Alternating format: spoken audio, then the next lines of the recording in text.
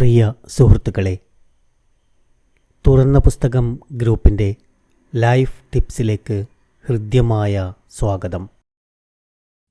വിവാഹിതരായി 11 വർഷം കഴിഞ്ഞാണ് ടോമിനും ജൂലിക്കും ഒരാൺകുഞ്ഞ് ജനിക്കുന്നത്. അവരുടെ ജീവിതത്തിൽ അത് വലിയ മാറ്റമുണ്ടാക്കി. നിറഞ്ഞ സന്തോഷവും സംതൃപ്തിയും അനുഭവപ്പെട്ടു. ജീവിതത്തിന് അർത്ഥവും ലക്ഷ്യവും കൈവന്നതായി തോന്നി. ആ കുഞ്ഞ് അവർക്കു കിട്ടിയ വലിയ വരദാനമായി അവർ കരുതി. അതിന്റെ വളർച്ചയിലും സൗന്ദര്യത്തിലും അവർ അതീവ ജാഗ്രത പുലർത്തി. കണ്ണിന്റെ കൃഷ്ണമണി പോലെ അവർ കുഞ്ഞിനെ സൂക്ഷിച്ചു. അങ്ങനെ അവന് 2 വയസ്സ് പൂർത്തിയായി. ഒരു ദിവസം രാവിലെ ആ പിതാവ് ഓഫീസിലേക്ക് പുറപ്പെടുമ്പോൾ തുറന്ന ഒരു ഔഷധക്കുപ്പി താഴെയുള്ള ഷെൽഫിൽ ഇരിക്കുന്നത് കണ്ടു. അതിന്റെ അടപ്പ് അടുത്തെങ്ങും കണ്ടില്ല. അടുക്കളയിൽ പണി ചെയ്തുകൊണ്ടിരുന്ന ഭാര്യയെ വിളിച്ച് അടപ്പ് കണ്ടെത്തി മരുന്നുകുപ്പി അടച്ചു മാറ്റിവെക്കണമെന്നും തനിക്ക് ഓഫീസിൽ പോകാൻ വൈകിയെന്നും പറഞ്ഞ് വണ്ടി സ്റ്റാർട്ട് ചെയ്ത് യാത്രയായി. അടുക്കളയിലെ തിരക്കുമൂലം ഉടനെ വന്ന് കുപ്പി അടയ്ക്കാൻ ഭാര്യയ്ക്കും കഴിഞ്ഞില്ല. പിന്നീട് അക്കാര്യം ഓർത്തതുമില്ല. കുറച്ചു കഴിഞ്ഞ് കളിച്ചു നടന്ന മകൻ കുപ്പി കണ്ടു. അതിന്റെ നിറം അവനെ നന്നായി ആകർഷിച്ചു. പാൽക്കുപ്പി എടുക്കുന്ന ഉത്സാഹത്തോടെ അവൻ ആ കുപ്പിയിലുള്ളത് അകത്താക്കി. കുപ്പിയിലെ മരുന്ന് മുതിർന്നവർക്ക് പോലും ചെറിയ അളവിൽ കഴിക്കാനുള്ളതായിരുന്നു. അകത്താക്കി അല്പം കഴിഞ്ഞപ്പോൾ കുഞ്ഞ് ബോധം കെട്ട് നിലത്തു വീണു. അമ്മ ഓടിയെത്തിയപ്പോൾ ഒഴിഞ്ഞ കുപ്പിയും അബോധാവസ്ഥയിലായ മകനെയും കണ്ടു. കാര്യം മനസ്സിലാക്കിയ അവർ വാവിട്ടു കരഞ്ഞു. ഉടൻ ആശുപത്രിയിലേക്ക് ഓടിയെങ്കിലും കുഞ്ഞ് മരണപ്പെട്ടു. ഭർത്താവിനെ എങ്ങനെ അഭിമുഖീകരിക്കുമെന്ന് ആ ഭാര്യ ഭയപ്പെട്ടു. അയാളുടെ പ്രതികരണം എന്താകുമെന്നോർത്ത് അവരുടെ ഹൃദയം അങ്കലാപ്പിലായി. ഓടിക്കിതച്ചെത്തിയ ഭർത്താവ് കാണുന്നത് കുഞ്ഞിന്റെ ചേതനയറ്റ ശരീരമാണ്. രാവിലെ ഓഫീസിൽ പോകുമ്പോൾ കുസൃതി കാട്ടി കളിച്ചു നടന്ന മോൻ ഇപ്പോൾ ചലനമറ്റ് മുന്നിൽ കിടക്കുന്നു. കണ്ണുനീർ ധാരധാരയായി ചൊരിഞ്ഞ് നാവെടുക്കാൻ കഴിയാതെ നിൽക്കുന്ന ഭാര്യയെ അയാൾ നോക്കി. 4 വാക്കുകൾ മാത്രം പറഞ്ഞു: ഐ ലവ് യു ഡാർലിംഗ്. തികച്ചും അപ്രതീക്ഷിതമായ വാക്കുകളാണ് ദുഃഖാർത്തയായ ആ ഭാര്യയുടെ കാതുകളിൽ മുഴങ്ങിയത്.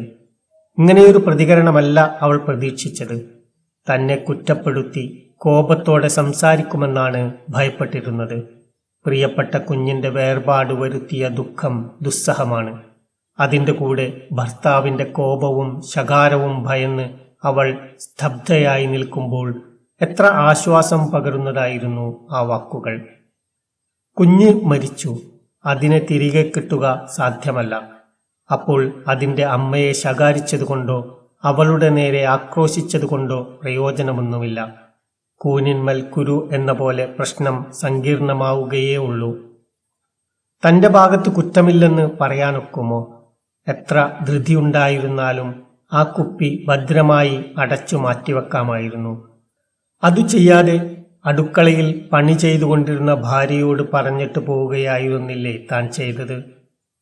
പല സന്ദർഭങ്ങളിലും നമ്മുടെ കുറ്റം നാം അംഗീകരിക്കാതെ മറ്റുള്ളവരെ പഴിചാരി രക്ഷപ്പെടുകയാണ് ചെയ്യുന്നത്. പല ബന്ധങ്ങളെയും ശിഥിലമാക്കുന്നത് ഈ പ്രവണതയാണ്. പരസ്പരം കുറ്റാരോപണത്തിന് മുതിരുമ്പോൾ ഏറ്റവും ഉറ്റതായ ബന്ധങ്ങൾ പോലും ശിഥിലമായി പോകും. ഈ സംഭവത്തിൽ നിന്നും നാം ശ്രദ്ധിക്കേണ്ടതും പ്രാവർത്തികമാക്കേണ്ടതുമായ ചില കാര്യങ്ങൾ ഉണ്ട്. 1. എത്ര തന്നെ വൈകിയാലും ഉടൻ ചെയ്യേണ്ട കാര്യങ്ങൾ ഒരിക്കലും അവഗണിക്കരുത്. സ്വയമായി ചെയ്യാൻ കഴിയുന്നവ ഒരിക്കലും മറ്റുള്ളവരെ ഏൽപ്പിക്കുകയുമരുത്. കൃത്യവിലോപമായേ അത് കണക്കാക്കാനൊക്കൂ. 2. സാഹചര്യങ്ങൾ കൂടുതൽ ദുർവഹമാക്കാനല്ല, സുഗമവും സമാധാനപൂർണവുമാക്കാനുള്ള ശ്രമമാണ് ഉണ്ടാകേണ്ടത്. എരിതിയിൽ എണ്ണയൊഴിക്കുന്ന സമീപനമാകരുത്. തീ അണയ്ക്കാനുള്ള ശ്രമമാണ് വേണ്ടത്. 3. ക്ഷമ നൽകേണ്ട അവസരങ്ങളിൽ നാം അപ്രകാരം ചെയ്യാതിരുന്നാൽ പിന്നീട് കൂടുതൽ ദുഃഖിക്കേണ്ടി വരും. 4. സ്നേഹിക്കുന്ന വ്യക്തിയോട് ക്ഷമിക്കുക എന്നതാണ് നമുക്ക് ചെയ്യാവുന്ന ഏറ്റവും വലിയ സുഹൃതം. ക്ഷമ ദൈവികമായ ഒരു വരമാണ്. സ്നേഹവും ക്ഷമയും ഒരുമിച്ച് പോകുമ്പോഴാണ് കുടുംബം സുദൃഢമാകുന്നത്. ജീവിതത്തിലും കുടുംബജീവിതത്തിലും പ്രതിസന്ധികൾ പല വിധത്തിലും കടന്നുവരും. അവയോടുള്ള നമ്മുടെ പ്രതികരണമാണ് പ്രധാനം. അത് നമ്മുടെ ആത്മീയവും ഭൗതികവുമായ നിലവാരത്തെ ആശ്രയിച്ചിരിക്കുന്നു.